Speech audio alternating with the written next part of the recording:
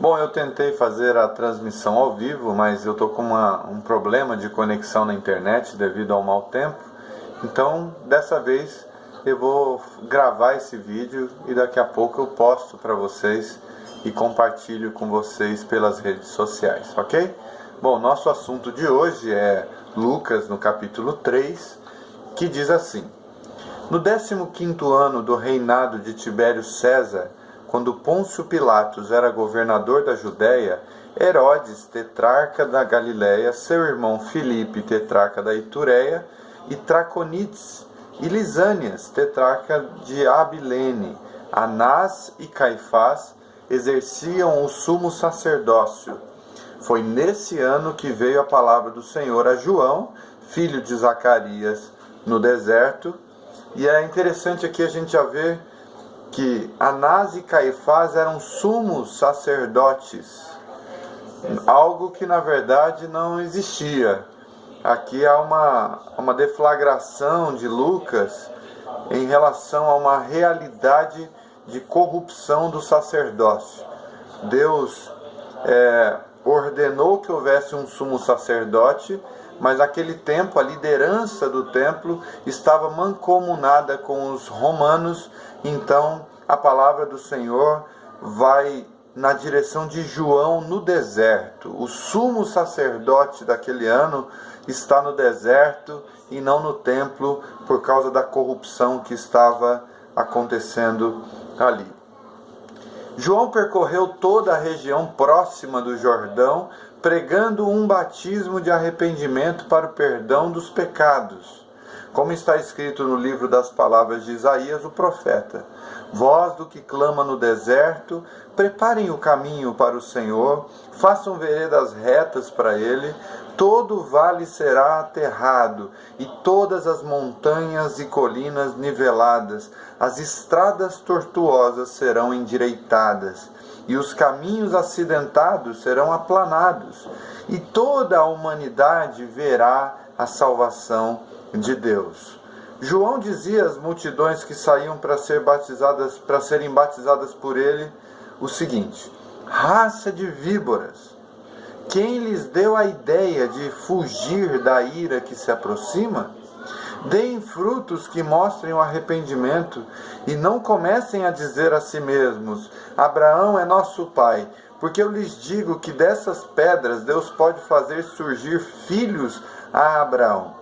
O machado está posto à raiz das árvores, e toda árvore que não der bom fruto será cortada e lançada no fogo. Olha que interessante a maneira como João trata com as pessoas de sua época, chamando-as de raça de víboras. Ele está usando uma palavra de baixo escalão para tratar com eles. Vocês são víboras venenosas, vocês são gente que se coadunou com o mal, vocês são pessoas influenciadas e envenenadas pelo maligno, vocês vivem a enganar e a serem enganados. O que ele está dizendo assim, quem que deu ideia para vocês de que vocês são capazes de fugir da ira que aproxima, vivendo da forma como vocês vivem, achando que só porque pai é Abraão de vocês, do ponto de vista da descendência judaica, isso é suficiente para tirá-los do tempo da ira do Senhor? Está dizendo isso não é possível, porque Deus pode fazer surgir filhos de Abraão das pedras. Ele é capaz de transformar pedras inanimadas em filhos de Abraão. Não é isso que garante, não é o sangue que corre nas suas veias que garante a vossa salvação. Pelo contrário, é o fruto que acontece a partir do arrependimento, é o fruto que resulta de um coração contrito, de um coração consciente, que sabe que errou, que sabe que precisa fazer consertos, que sabe que precisa reparar erros, que sabe que a vereda por onde andava não era a vereda do Senhor, a vereda da verdade, a vereda da justiça.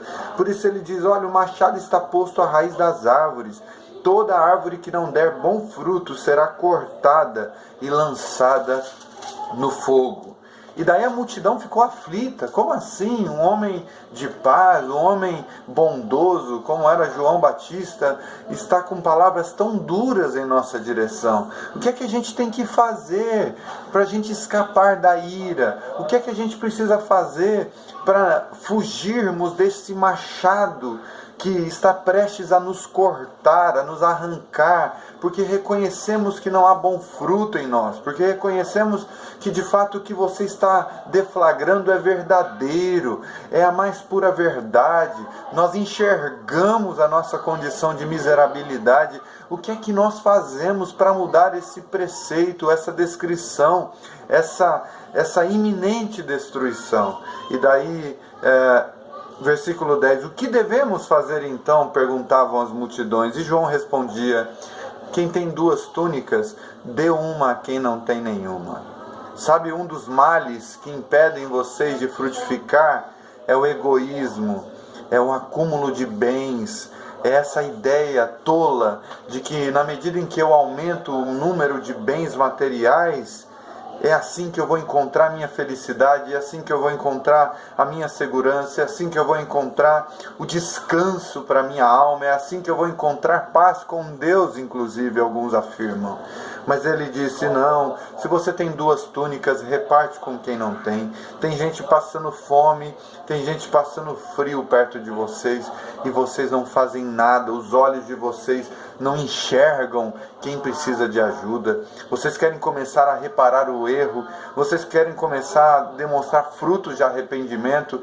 Quebrem essa ganância de vocês, essa ávida ganância de vocês, doando, repartindo com o necessitado daquilo que você tem o suficiente para você e para o outro.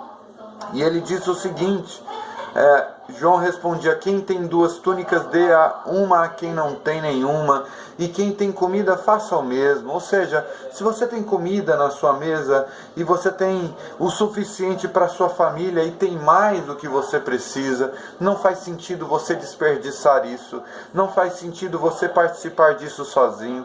Reparte, porque há milhares de pessoas precisando de comida, passando fome, precisando serem amparadas pela graça de vocês, mas vocês têm visto o pobre e o necessitado e não têm alcançado eles com misericórdia e graça, como Deus requer que assim seja. Alguns publicanos, que eram cobradores de impostos, também vieram para serem batizados, e eles perguntaram para João, mestre, o que devemos fazer? João disse, não cobrem nada além do que lhes foi estipulado. Aprendam a não extorquir dinheiro do povo, a não roubar o povo. Vocês que cobram impostos, não cobrem impostos a mais, não queiram enriquecer. Veja que João está tratando essencialmente aqui do amor às riquezas, da vontade de ganhar, tirar vantagem sobre o outro. Ele está falando aqui também do nosso jeitinho brasileiro, que é sempre querendo tirar vantagem de tudo. Ele está dizendo, você quer realmente dar frutos de arrependimento? Cessem esses processos em suas vidas. Pare de ficar querendo tirar vantagem em tudo, e que prevaleça a verdade. Não cobre além do que lhes foi estipulado. E então alguns soldados lhe perguntaram, e nós, o que devemos fazer? Ele disse, não pratiquem extorsão e nem acusem ninguém falsamente, contentem-se com o seu salário. Pare de falar mentiras, pare de caluniar o outro, pare de querer puxar o tapete do outro, pare de querer prejudicar o outro porque você de alguma forma se sentiu prejudicado. Pare de tentar vencer na vida a despeito da vitória dos outros. Pare de querer ser melhor do que o outro, de tal maneira que você é capaz de fazer qualquer coisa para ver o outro na pior e você numa situação de posição elevada. E o que nós devemos fazer? Não pratiquem extorsão, nem acusem ninguém falsamente. Contentem-se com o seu salário. E o povo estava em grande expectativa, até questionando no seu coração se de repente João já não seria o Cristo. Mas João respondeu a todos, olha, eu batizo vocês com água, mas virá alguém mais poderoso do que eu, tanto que eu não sou nem digno de desamarrar as correias das suas sandálias. Ele os batizará com o Espírito Santo e com fogo. Ele traz a pá em suas mãos, a fim de limpar a sua eira e juntar o trigo em seu celeiro, mas queimará a palha com fogo que nunca se apaga. E com muitas outras palavras, João exortava o povo, ele pregava as boas novas. Ele estava preparando o caminho, ele estava cumprindo a missão pela qual ele foi designado. Ele estava preparando o terreno dos corações para que quando viesse o Messias, houvesse no coração dessas pessoas uma disponibilidade, uma vontade de aprender e de crescer no que Jesus havia de ensinar. Todavia, quando João repreendeu Herodes, o tetrarca, João tinha esses acessos. Ele repreendeu o tetrarca Herodes por causa de Herodias, mulher do próprio irmão de Herodes, e por todas as outras coisas más que ele tinha feito. João, que então era o sumo sacerdote de direito e que estava no deserto e que, diferentemente dos que estavam no templo, não estava concordando com a postura de maldade de Herodes. Quando ele denunciou isso, quando ele tratou disso, Herodes acrescentou uma intenção de colocar João na prisão. E quando todo o povo estava sendo batizado, também Jesus o foi. E enquanto ele estava orando, o céu se abriu, e o Espírito Santo desceu sobre ele em forma corpórea como pomba. E então veio uma voz do céu que dizia: Tu és o meu filho amado, em ti me agrado. Jesus tinha cerca de 30 anos de idade quando começou o seu ministério. Ele era, como se pensava, filho de José, filho de Eli, filho de Matate, filho de Levi, filho de Melque, filho de Jamai, filho de José, filho de Matatias, filho de Amós, de Naum, de Esli, de Nagai, de Maate, de Matatias, filho de Semei, de Joseque, filho de Jodá, de Joanã, de Ressa, de Zorobabel, de Salatiel, de Neri, de Melque, de Ade, de Cozã, que era filho de Eumadã, que era filho de que era filho de Josué, de Eliezer, de Jorim, de Matate, de Levi, de Simeão, de Judá, que era filho de José, que era filho de Jonã, que era filho de Eliaquim, que era filho de Meleá, de Mená, de Matatá, de Natã, de Davi, de Jessé, filho de Obed, filho de Boaz, filho de Salmão, filho de Naasson, filho de Aminadab, filho de Ram, filho de Esrom, filho de Pérez, filho de Judá,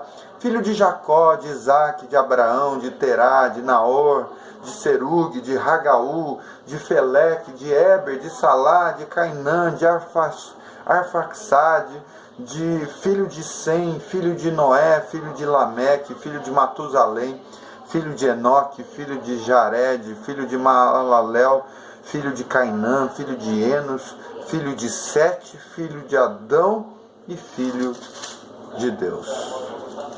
Esse é o capítulo 3 de Lucas. Eu vou disponibilizar esse vídeo para vocês nas redes sociais.